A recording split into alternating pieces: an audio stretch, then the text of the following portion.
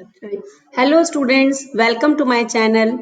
आज हम साइक्लोएल्केन्स के बारे में पढ़ेंगे।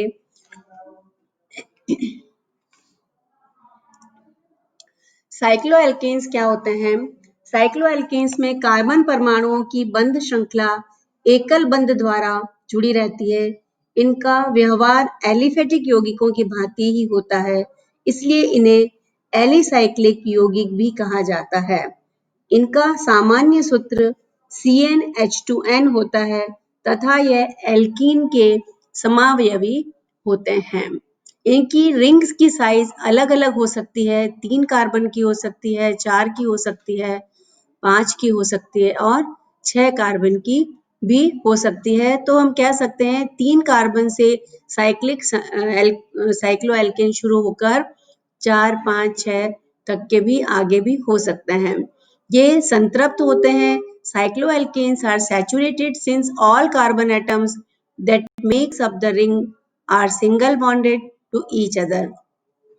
ये अतः हम कह सकते हैं कि ये संतृप्त होते हैं और because the ring of a cycloalkane has 2 fewer hydrogens than acyclic or non-cyclic alkanes with the same number of carbon. अतः इनका जनरल फॉर्मूला CnH2n होता है। नाउ हम कैसे इनका नामकरण कर सकते हैं? Nomenclature of cycloalkenes. सबसे पहले हम देखते हैं साइक्लोएल्केन में कई CH2 समूह परस्पर जुड़कर एक वलय बनाते हैं या साइकिल बनाते हैं, अतः इन्हें पॉलीमेथिलीन मिथाइलिन भी कहा जाता है। जितने कार्बन परमाणु वलय में होते हैं उस संख्या का लैटिन शब्द जैसे कि डाई, टाई, टेट्रा, नेथिलीन के आगे हम लिख देते हैं। तो पहले जैसे cycloalkanes are commonly drawn as line structures whereby each vertex represent a carbon understood to connected to an appropriate number of hydrogens to give the carbon 4 bonds। जैसे साइक्लोप्रोपेन, साइक्लोब्यूटेन, हर कोना जो है इसका एक कार्बन को दिखाता है। Cycloalkanes are named by prefix cyclo to the alkane name that has the same number of carbon atoms as those in the ring. Now, these most common cycloalkanes are represented as 3 carbon वाले को हम cyclopropane कहते हैं, 4 को cyclobutane, 5 को cyclopentane और 6 को हम साइक्लोहेक्सेन कहते हैं। अब सब्स्टिट्यूटेड साइक्लोएल्केन्स का हम नामकरण कैसे करते हैं? The rules for naming cycloalkanes are similar to those used for straight chain alkanes। जो हम स्ट्रेट चेन एल्केन के जो हम नामकरण में नियम काम में लेते हैं वही इनके साथ भी हम यूज करते हैं। The parent ring is the largest ring in the molecule. Parent ring जो होती है वो लार्जेस्ट होती है, वो उसको हम पेरेंट रिंग मांगते हैं। The parent name is generated by adding the prefix cyclo to the name of alkane with the number of carbon atom. तो जैसा कि हमने बताया कि विवृत श्रृंखला वाले हाइड्रोकार्बन में हम के आगे पूर्व में हम साइक्लो शब्द लगाकर उसको साइक्लोएल्केन कहते हैं। इसी प्रकार यदि वलय में 2 या 2 से अधिक एल्किल समूह उपस्थित हो तो उनकी स्थिति को हम 1, 2, 3, 4 आदि से इंगित की कर जाते हैं। तो identify the substituents and their location by numbering the ring from the carbon containing substituents so as to give the substituents the lowest possible location number। substituents को सबसे पास वाला नंबर हमें देना है। तो प्रतिस्थापी जो वर्णमाला में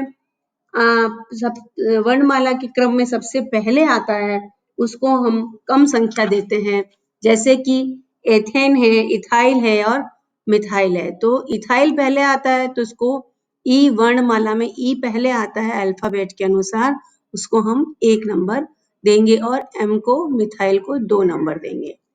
alpha बटाइज the substituents in the full name of cycloalkane. जैसे कि हम देखते हैं, refer to the cycloalkanes below the illustrate the nomenclature of cycloalkane. जैसे कि हमें इस साइक्लोएल्केन का नाम पता करना है। ये बेंजीन जो 6 कार्बन वाली जो रिंग है तो उसको ये पेरेंट साइक्लोएल्केन हो गई। इसके ऊपर एक ये मिथाइल लगा है, इसके ऊपर 1 2 3 प्रोपाइल है और ये एक इथाइल है। तो सब्स्टिट्यूएंट्स कितने हो गए? लाल की रेखा तो है वो मूल जो मेन है वो पेरेंट नेम उसका साइक्लोहेक्सेन है। फिर हम इसमें 1 किस कार्बन को देंगे? जिस पर 3 कार्बन वाली श्रृंखला लगी है उसे देंगे, या तो सबसे पहले 1 पे लग रहा है प्रोपाइल, 2 पे लग रहा है मिथाइल और 4 पे लग रहा है इथाइल। तो इनको पहले सबसे पहले हम अल्फा बेट के हिसाब से लगाएंगे। क्योंकि ई सबसे पहले आता है तो हम 4 को इथाइल को पहले लिखेंगे, फिर मिथाइल लिखेंगे और फिर 1 पे प्रोपाइल लिखेंगे। तो नंबरिंग तो उस हिसाब से करेंगे जिसपे कि सबसे ज्यादा नंबर के कार्बन एटम वाला प्रतिस्थापी लगा हुआ है। तो प्रोपाइल में 3 कार्बन है, इसलिए उसको नंबरिंग तो सबसे पहले एक उसी को देंगे, लेकिन लिखते वक्त उसको हम अल्फाबेट के हिसाब से सबसे अल्फाबेट के अनुसार उसके हम नामकरण में उसका नाम देंगे। अब नोमेनक्लेचर ऑफ साइक्लोएल्केन्स में सब्स्टिट्यूटेड साइक्लोएल्केन्स का हम और कैसे देंगे? जैसे कि larger ring takes precedence over the smaller. जब ज्यादा लंबी रिंग यदि रिंग वलय उसके लगी हुई है पेरेंट हाइड्रोकार्बन के, तो सबसे ज्यादा रिंग को हम पहले नंबरिंग करेंगे, उसके अनुसार फिर क्रमानुसार कम कार्बन वाली श्रृंखला को हम बाद में नंबरिंग करेंगे। जैसे पेरेंट में हम देखते हैं कि ये 6 कार्बन वाला साइक्लोहेक्सेन, पेरेंट नेम क्या हो गया इसमें? साइक्लोहेक्सेन। उसके पर हम देखते हैं एक 5 रिंग वाला प्रतिस्थापी है, एक 3 रिंग वाली प्रतिस्थापी लगी है और एक 1 2 3 4 5 6 रिंग वाला इसके पास लगा हुआ है। तो हम नामकरण में सबसे पहले किसका नाम लेंगे? सब्स्टिट्यूएंट जो है साइक्लोपेंटाइल 1 नंबर कार्बन पर। तो ये जो रिंग है सबसे लार्जर रिंग, ये रिंग नहीं है, ये खुली हुई श्रृंखला का है। तो सबसे पहले जो लंबी बड़ी रिंग है तो ये साइक्लोपेंटाइल रिंग है, तो इसको हम 1 नंबर देंगे। फिर साइक्लोप्रोपाइल है, उसको 2 नंबर देंगे। तो इस हिसाब से यदि इस तरफ से हम नंबरिंग करना शुरू करेंगे तो चौथे नंबर पे जो नंबरिंग आएगी वो खुली हुई श्रृंखला की नंबरिंग है, इसलिए इसको हम 4 नंबर देंगे। अब हम सबसे पहले देखते हैं कि साइक्लोपेंटाइल सी से शुरू हो रहा है, प्रोपाइल पी से और मिथाइल ब्यूटाइल जो है वो सबसे अल्फाबेट में पीछे आता है, इसलिए इन तीनों सब्स्टिट्यूएंट का नाम अल्फाबेट के वर्ण क्रमानुसार हम लगाएंगे। 1 साइक्लोपेंटाइल, 2 साइक्लोप्रोपाइल, 4 पे हमको 2 डैश मिथाइल ब्यूटाइल साइक्लोहेक्सेन इस पे लगेगा। तो अब नोमेनक्लेचर ऑफ साइक्लोएल्केन का ही हम आगे देखते हैं कि सब्स्टिट्यूटेड में if the alkyl group has longer carbon chain than any of the ring, the straight chain system will be the parent chain. यदि ओपन श्रृंखला में पेरेंट चेन के बनिस्पत कंपैरिजन में यदि खुली हुई चेन की कार्बन श्रृंखला की संख्या अधिक है तो हम वो पेरेंट चेन मानेंगे और बड़ी वलय को, बड़ी रिंग को हम प्राथमिकता से नहीं लेंगे। तो इसमें हम देखते हैं सबसे पहले देखिए 1 2 3 4 5 6 7 8, तो खुली हुई श्रृंखला जो 7, तो पेरेंट नेम क्या होगा इसका? हेप्टेन होगा और ये जो रिंग है वो पेरेंट एल्केन में सब्स्टिट्यूएंट एक रिंग की तरह होगी, इस रिंग के ऊपर फिर और सब्स्टिट्यूएंट लगे हुए होंगे, तो हेप्टेन इसका पेरेंट नेम है, सब्स्टिट्यूएंट में इसका जो है वो ये पूरा 1 पर जो है बेंजीन साइक्लोपेंटाइल रिंग लगी हुई है, 1 पर साइक्लोपेंटाइल रिंग लगी हुई है और 3 डैश पर फिर साइक्लोप्रोपाइल 4 डैश पर साइक्लोहेक्साइल रिंग लगी है और 6 पर हमको मिथाइल समूह लगा हुआ है। तो ऐसे में हम इसको पूरा नाम इसका 1 पे 4 dash cyclopentyl, 3 dash cyclopropyl cyclohexyl, 6 methyl heptane जो है वो इसका नाम होगा। तो नाउ अब कन्फर्मेशन साइक्लोएल्केन्स का कन्फर्मेशन हम कैसे सरूपण निकालते हैं इसका। The bond angle of straight chain alkane is normally, straight chain का हम देखते हैं 109 इंच और 5 डिग्री होता है। This is expected for tetrahedral arrangement of bonds that are not restricted. लेकिन ये टेट्राहेड्रल के लिए है। अब इसमें यदि हम 3 कार्बन वाले लेते हैं तो इसमें 60 डिग्री का होता है, इसमें 90 डिग्री का साइक्लोब्यूटेन में, साइक्लोपेंटेन में 108 का और साइक्लोहेक्सेन में 120 डिग्री का होता है। तो bond angle n-2 upon n into 180 से हम इसका number of carbon in ring. However, when the carbon atoms form part of a ring, the angle will not be controlled by the requirement of the ring. When carbon atoms जो है वो ring का part नहीं है, the angle will be controlled by requirement, ring के हिसाब से वो कंसिडर करेंगे। अब स्टेबिलिटी ऑफ साइक्लोएल्केन, साइक्लोएल्केन की स्थायित्वता का पता हम कैसे करेंगे। ये बेयर ने जो है 1885 में बेयर के नियम के अनुसार हम इसकी उसकी स्टेबिलिटी का हम पता करते हैं। तो इसमें विख्यात जर्मन का जो साइंटिस्ट हैं या उसे हम कह सकते हैं रसायनज्ञ एडोल्फ वॉन बेयर ने इस सिद्धांत को साइक्लोएल्केन के आपेक्षिक स्थायित्व को समझने के लिए 1885 में प्रतिपादित किया था तथा रसायन शास्त्र विज्ञान में उत्कृष्ट योगदान के लिए बेयर को 1905 में 1905 में नोबेल प्राइज से सम्मानित किया गया। इस सिद्धांत के बिंदु इस प्रकार हैं जैसे कि इसने जो बेयर ने जो 1885 में जो पोस्टुलेट थ्योरी थी उसके according angle of strain of cycloalkane in which the difference between the tetrahedral angle and the internal angle of appropriate polygon is used as a measure of stability. तो tetrahedral angle और इनके internal angle की को major को ही उन्होंने stability का आधार बनाया था।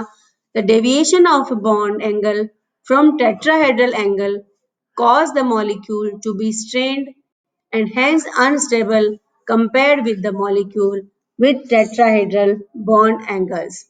तो जैसे हमने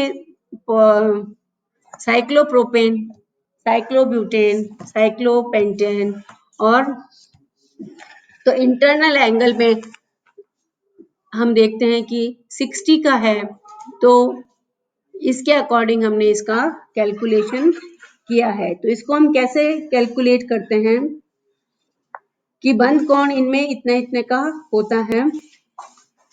The deviation of bond angles from tetrahedral angles causes the molecule to be strained and hence unstable compared to with the molecule of tetrahedral bond angles. तो हम देखते हैं stability of cycloalkane since the angles of a regular pentagon is 105, 108 are very close to tetrahedral angle. The cycloalkane with the least angle Bayer strain is cyclopentane. Considering that angle of a regular hexagon is 120 are somewhat larger than tetrahedral angle, Bayer concluded incorrectly that there is a certain amount of strain in cyclohexane.